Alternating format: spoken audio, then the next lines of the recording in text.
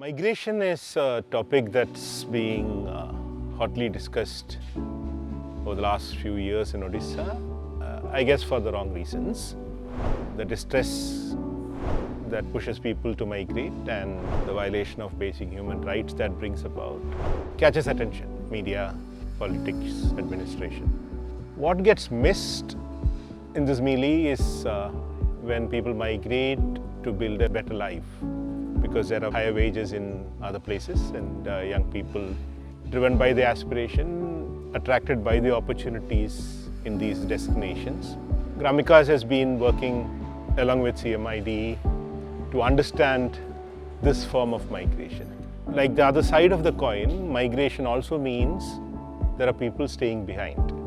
They may have the desire to. It could be age, it could be illnesses, or it could be just the social reality in which they live. Very often, the choice of not migrating could be well chosen, and that's the case we see with families. What does it mean for a household to have a relatively well-earning worker earning somewhere else? It obviously means some form of regular cash income, and often very steady cash income, which for families that have depended on, say, forest produce or agriculture would never have been possible. We find that is empowering in many ways because the income that's earned by the migrant worker gets remitted back home, and that income is used to improve the quality of life. Almost every family we speak to with a migrant worker certify that their aspiration towards educating their children have changed. So they want their child to study more, probably study in better schools. So the impact on education is substantial, it will be substantial, and will have huge intergenerational effects in the society. Increased cash means out-of-pocket expenses can be met. A family can afford to, if possible, go to a better doctor, invest in productive assets, increasing employment locally for the family, for others, overall contributing to local economic development.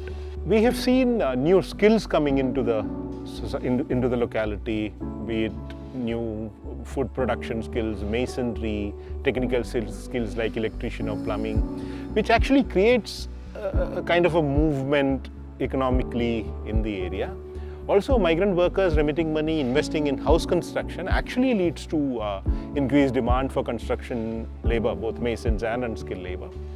While there are obvious benefits from this kind of migration, where individuals migrate for better wages and increased income, there are many costs associated with it, and very often we miss these costs. These are emotional, substantially. When children are left behind with just the mother to take care of them, the workload of the mother increases. The family kind of breaks up, and that has serious implications for how the child grows up. Older people in the house, people who might need help to get medicines or once in a while take them to a doctor. We also have, older women complain about them having to now go collect fuel wood because the able-bodied male in the house have migrated. There are social costs that community leaders often refer to us about, new styles coming into the village, disrupting kind of what is understood to be the equilibrium. There are also obvious costs that migrants pay in terms of being away, health and all that. But in this whole thing, the cost that the staying behind households, the members of the households pay, is often not understood properly.